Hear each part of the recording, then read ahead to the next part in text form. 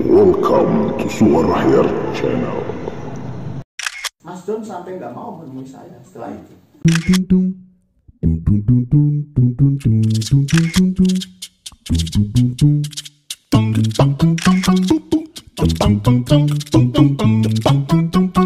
Tapi saya berani meyakinkan. HP.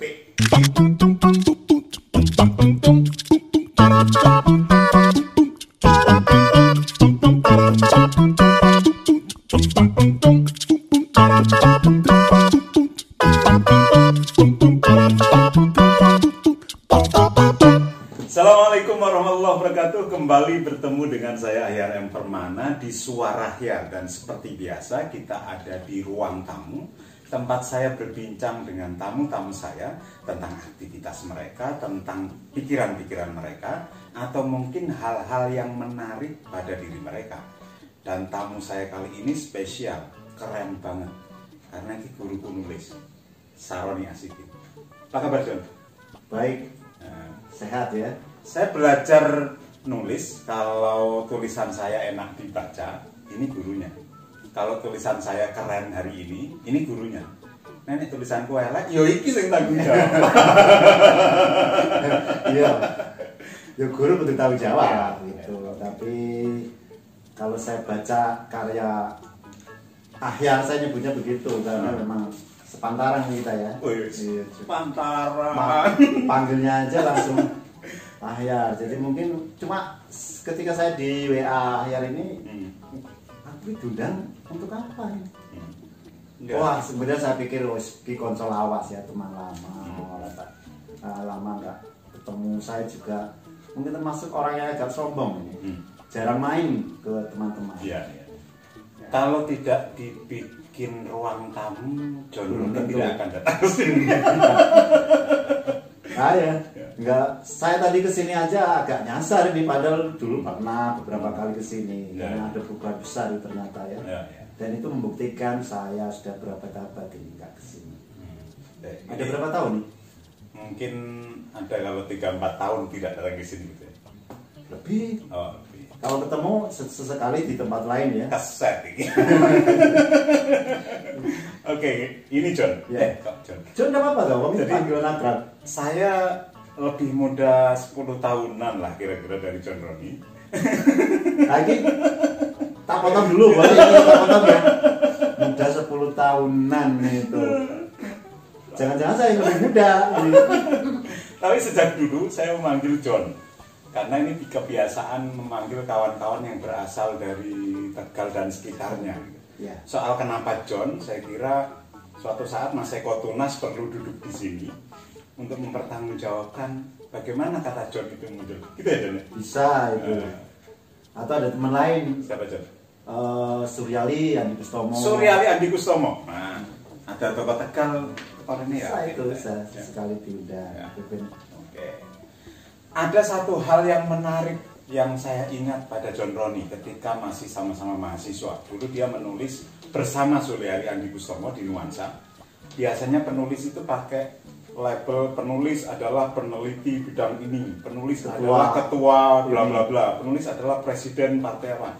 Ini John Roni ini nulis dan penulis adalah temannya Arif Budiman. Apa tujuan itu? Ya saat itu dengan Suryali. Suryali kawan Arif Budiman gitu ya?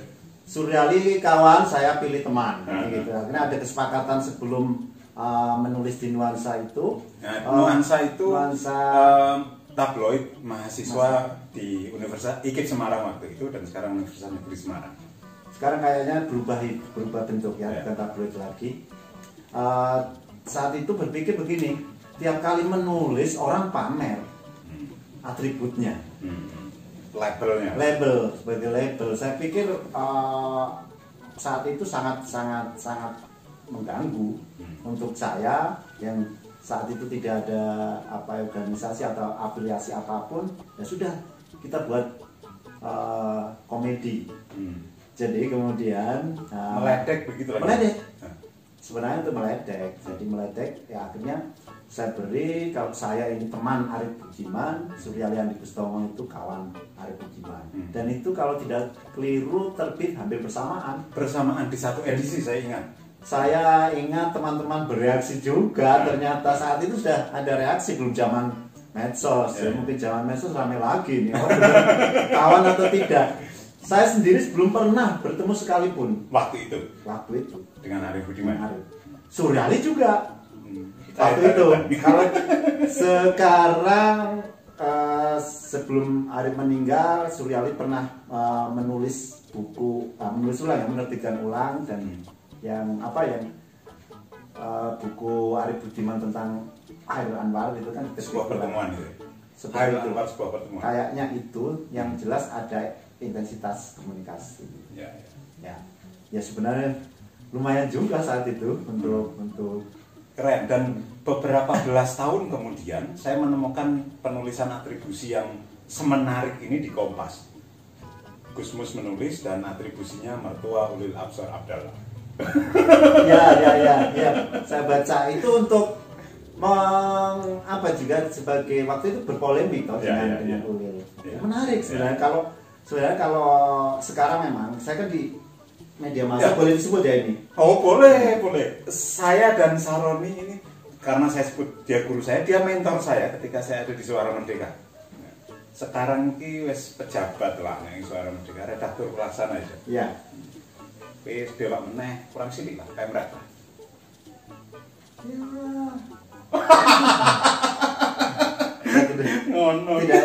Tidak berharap, tidak mungkin kalau obsesi setiap wartawan itu ya. Tapi saya masa sih? Ya, kayaknya seperti itu. Anda juga ya. Aku rasa aku gini. Padahal di relung lubuk hati yang terdalam, karir terakhir seorang jurnalis struktural, ya ini struktural, itu pemimpin redaksi. Tetapi kalau karir kepenulisan atau karya itu yang tertinggi ya kolumnis. Kita sudah sama-sama ya. Oh, sama. Berarti saya patut bangga atau enggak ya? Saya patut bangga ya punya murid bisa jadi kolumnis di Tribun setiap minggu. Berkala 2 minggu sekali lah itu yang kemudian jadi dosa istilah. Ini guru nih. Maka dari di awal saya sampaikan kalau tulisan saya sekarang agak enak dibaca, John Roni punya andil di dalamnya. Neng elak ya punya kewajiban untuk bertanggung jawab. Tapi saya berani meyakinkan, apik. Ya muridnya ya betul dilem. Meskipun secara personal saya tidak pernah menganggap siapapun itu murid saya.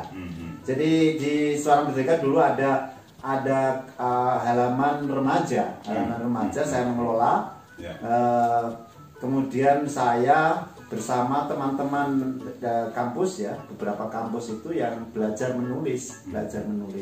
Ya mereka sekarang berkembang, ada yang melanjutkan di bidang jurnalistik, ada yang tidak, yang lain. Tapi yang di jurnalistik ini ada yang sempat di Tempo, ya, kemudian di Bisnis Indonesia. Itu saya tidak pernah menganggap mereka itu murid saya. Bahkan di forum kecil ketika kami bertemu itu saya selalu mengatakan itu kepada mereka, bahwa kalianlah yang menjadi guru kalian. Saya hanya menemani. Kita salah ya.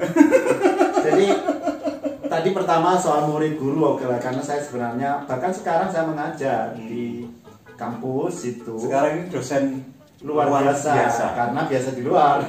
Luar biasa itu ya bisa dipahami kemampuannya luar biasa, tapi bisa juga dipahami statusnya luar biasa. Kayaknya yang terakhir itu, Sekarang masih ngajar mata kuliah apa saja? Oke banget ya, Teh?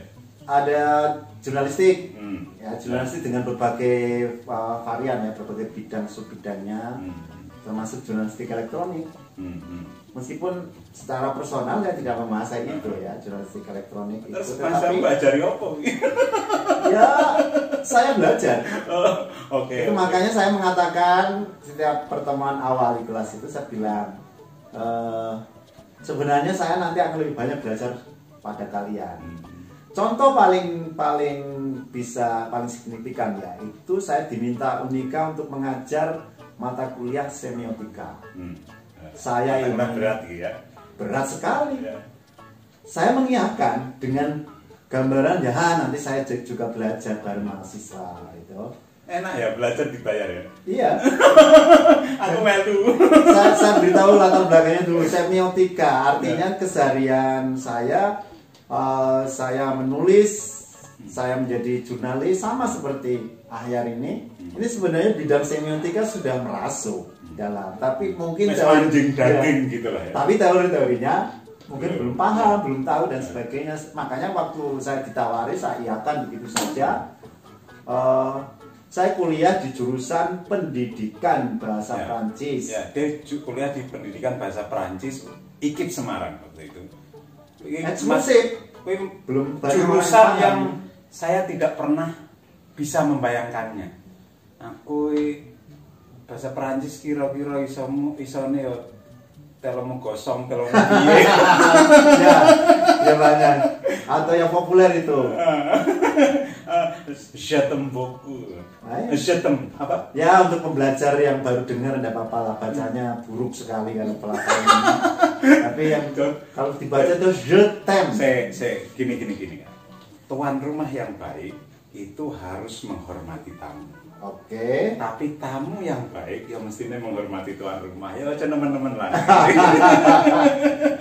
Ya, saya sih diuntungkan kuliah di situ terutama untuk menulis dalam bahasa Indonesia. Sangat diuntungkan. Konsep-konsep kuliah di Perancis, kuliah di jurusan Perancis, kemudian menolong, membantu untuk menulis dalam bahasa Indonesia. Saya bahkan sekarang mengajar mata kuliah umum bahasa Indonesia. Sibuk bagi-bagi no ya. Di kelas kali pertama selalu saya tawarkan kepada mahasiswa. Saya beri latar belakang studi saya. Jadi saya sudah mulai mengajar sebelum saya berkuliah sekarang. Saya berkuliah lagi. Itu karena sempat ada yang mempertanyakan kenapa saya mengajar mata kuliah bahasa Indonesia. Apa kompetensinya? Saya tawarkan kepada mahasiswa, jangan-jangan dosenmu ini tidak qualified untuk mengajar ini, tidak cocok karena latar belakangnya jurusan pendidikan bahasa Prancis. Tapi kalau ditanya secara secara langsung misalnya, di antara kita siapa yang paling mencintai bahasa Indonesia? Saya berani mengklaim saya sangat mencintai bahasa Indonesia. Saya sudah mempraktikkan berbahasa Indonesia dengan berusaha benar kaidahnya lewat karya-karya saya di jurnalistik maupun karya sastra saya. Itu jadi saya bisa dianggap orang yang sudah mempraktikkan ilmu tentang bahasa Indonesia, jadi sangat layak untuk ngajar bahasa Indonesia. Ini cara nih. Jadi seolah-olah mau demokratis gitu, tapi pamer kali. Nah itu namanya merendahkan diri untuk meningkatkan mutu, oke kan? Makanya saya sebut ini guru saya belajar banyak soal ini. Diminum dulu soalnya. Oke. Kalau soal Prancis saya masih bisa baca orang Prancis. Diminum dulu. Siapa tahu dengan minum kopi itu nanti Prancis akan kembali. Ini kopi apa ini? Ya, ini kopi Ungaran, kopi Drogilo. Oh ini berarti kopi cinta istri ya? Wah jelas loh. Wah luar biasa. Iya ini kayaknya demi sang istri ini kopi Ungaran ada hal apa di Ungaran ini? Pasti bagaimana? Ada. Sebetulnya bisa saya sediakan kopi padi. Kalau saya sekarang kopinya kopi padi. Oke. Ada kopi petik merah dari Muria ada. Nantilah bisa dipikirkan. Oke, ya suwe ra ketemu ki lah. Oke, masih ada di ruang tamu bersama saya Ahyar M. Permana, tuan rumah di ruang tamu dan tamu saya yang istimewa Saroni Asikin, John Roni. Yang saya sebut tadi ini salah satu yang mengajarkan saya, mentor saya di jurnalistik. Jauh sebelum saya mengenal jurnalisme kasih sayang, iyalah, ini konsep pula. John Roni ini mengajarkan jurnalisme yang menyenangkan. Ya. Jadi bagaimana ketika menulis itu membuat orang yang ditulis senang. Ya. Ki jurnalisme capopo. Ya nanti bikin teorinya lah nanti kalau nanti teorinya boleh dibantah yang lain itu ya. Tapi yang jelas selama saya menjadi jurnalis, terutama ketika sekarang saya jurnalis masih, maksudnya ketika aktif liputan, lalu menulis lebih banyak di seni pertunjukan ya. Seni pertunjukan itu saya ini ketika kebetulan tulisannya agak semi analitik ya ketika ulasan pertunjukan itu, jadi saya bisa menjadi jurnalis ya, seru para sensi. Jadi begitu juga saya memiliki visi, memiliki pendapat tentang suatu karya yang saya liput ya, karya yang dipertunjukkan, yang diliput itu. Saya berprinsip gini, kali pertama saya datang bahwa saya akan menulis untuk mengapresiasi apa yang mereka lakukan. Jadi intinya adalah saya memberi penghargaan pada mereka yang telah mempersiapkan untuk berlatih sekian lama dan sebagainya, atau menghasilkan karya lah ya, menghasilkan karya. Bahkan kalau menurut saya sangat buruk, itu tetap saya ambil sisi-sisi bagusnya dari aspek visual pertunjukan, aspek pertunjukannya yang saya ambil yang baik-baik. Tentu ada kritik, ada masukan karena bentuknya kan ulasan. Saya pernah punya tulisan ya sepanjang saya menjadi jurnalis, maksudnya menulis liputan pertunjukan itu, saya ingat saya hanya 2 kali. Kalimat atau kata pertama hingga akhir itu sangat nyinyir dan buruk sekali pertunjukan itu. Terbaca bahwa kapan itu ketika saya menulis opera Diponegoro karya Sardono Wikusumo. Jadi ini pertunjukannya di Solo ya. Di Solo. Jadi John Ronny cukup lama menjadi wartawan di Solo sebelum kemudian dikembalikan ke Semarang. Ya itu karya itu menurut saya ditulis saya tahun 2002. Dah 12 tahun. Tapi saya ingat 2002 ya, aku cek sinau lah. Saya ingat saat itu memang 3/4 waktu itu kolom di Suara Merdeka itu 9 masih kolom. 9 kolom. Kalau sekarang rata-rata koran 7 kolom. Berarti luar biasa panjang dan besar. Pertunjukan itu 2 jam. Ya. Saya melihat Sardono, maksudnya melihat ciri khas tarian dia itu hanya adegan di pantai dengan durasi 5 menit. Itu yang saya sebut di tulisan. Lainnya itu saya kritik mati-matian, tajam dan ya tajam itu menurut saya, maksudnya saya ingin kemakinan muncul di kono itu. Nah, saya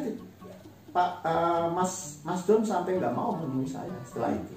Lalu lewat beberapa orang, mereka memberi semacam ini cerita. Jadi beberapa orang cerita bahwa ada tujuan mulia dari Mas Don. Kenapa karyanya, kalau untuk istilah anak YouTube sekarang ya karya receh gitu. Kenapa seperti itu? Karena ingin membangun kembali penonton. Jadi gagasan-gagasannya dibuat cair dan sebagainya tentang opera itu, saya bilang oke, tetapi penonton sekarang tidak bodoh. Dan saya masih nyinyir itu kan omongan di luar teks ya. Sebenarnya mudah kalau mau membangkitkan semangat itu, tapi jangan terlalu banyak berkonsep. Terus jangan, kalau menurut saya, kenapa seorang Sardono yang sudah dikenal sangat sebagai koreografer besar, dan itu saya kemudian sebagai jurnalis perlu merasa bahwa ya dia layak untuk dikritisi karena sudah besar. Jadi waktu itu John Ronny datang dengan ekspektasi tertentu dan itu tidak terpenuhi. Ya saya melihat 5 menit dari 2 jam. Ini kan sangat personal, memang sangat personal. Tapi saya punya ekspektasi dengan kebesaran namanya. Saya penontonnya ya mestinya tidak seperti itu, kan lumrah gitu. Kemudian saya mewakili orang-orang yang mungkin berpikir seperti saya lewat tulisan. Nah, ini kan saya cerita bahwa jurnalisme kasih sayang ini, saya sebelum masuk ke sana, ternyata pernah melakukan hal itu, dan pada kali lain aku disalah-salahkan ketika ngegaya ngono. Ini kan kurang ajar gitu. Oke, nanti ini saya ceritakan. Saya beri satu contoh lagi, yaitu ketika Garasi main di Jepara. Teater Garasi main di Jepara. Ya. Waktu Batu 3, waktu Batu 1 sip, waktu Batu 2 masih oke. Waktu Batu 3 saya merasa ketika menonton itu ada keisengan Garasi, seolah-olah meledek. melihat proses kreatif, maka saya ingat ini satu halaman. Di Biang Lala ya? Di Biang Lala. Judulnya Biang Lala itu rubrik budaya Suara Merdeka pada masa lalu. Itu tahun 2004 lah, kalau saya itu tahun 2004. Saya masih ingat judulnya Menonton Teater Tanpa Kernyit Kening. Karena waktu batu awal di tahun awal yang satu, yang kedua gitu lah ya. Ya agak berpikir ini cair sekali, bahkan sangat populer ya. Idiom-idiom yang dimunculkan. Itu saya agak nyinyir, tapi tak senyinyir ketika yang pertama. Yang saya Mas Don itu yang Opera Diponegoro. Lah, ada teman, saya tidak nyebut nama ini ya. Ada teman kemudian menulis di Suara Merdeka. Ini bukan Anyar ini, bukan Anyar dulu, saya sebut yang lain dulu. Alhamdulillah. Yang lain dulu. Menulis judul Cara Guru Bermain Teater. Ketika yang tampil itu teater kampus. Ya lagi senang-senangnya bermain teater. Tapi dari awal hingga akhir.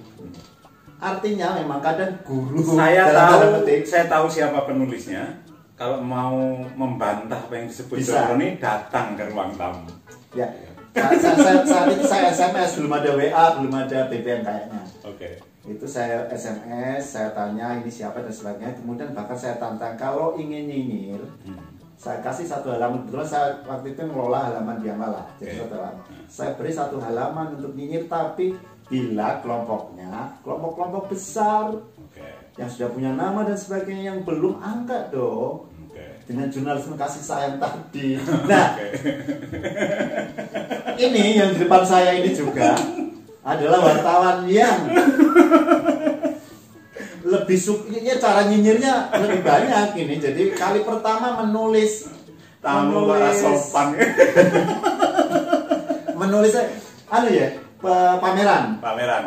Sebetulnya itu sudah tulisan kesekian, tapi tulisan awal untuk pameran. Untuk pameran.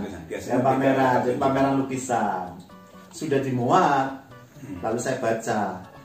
Saya sih biasa bukan mengkritik dalam arti langsung ngedonkan itu enggak, tapi ya saya suka nyinyir ya. Gayaku ya nyinyir, aku bilang gitu. Gaya saya juga nyinyir, saya suka nyinyirnya, tapi kok hingga akhir tidak ada tidak ada indikasi kalimat atau paragraf yang menunjukkan apresiasi. Saya bilang sama dia waktu itu, kan Suara Merdeka junior saya, saya bilang, ini kalau kamu teruskan, kamu akan dikenal sebagai penulis nyinyir yang tidak bijak. Gitu.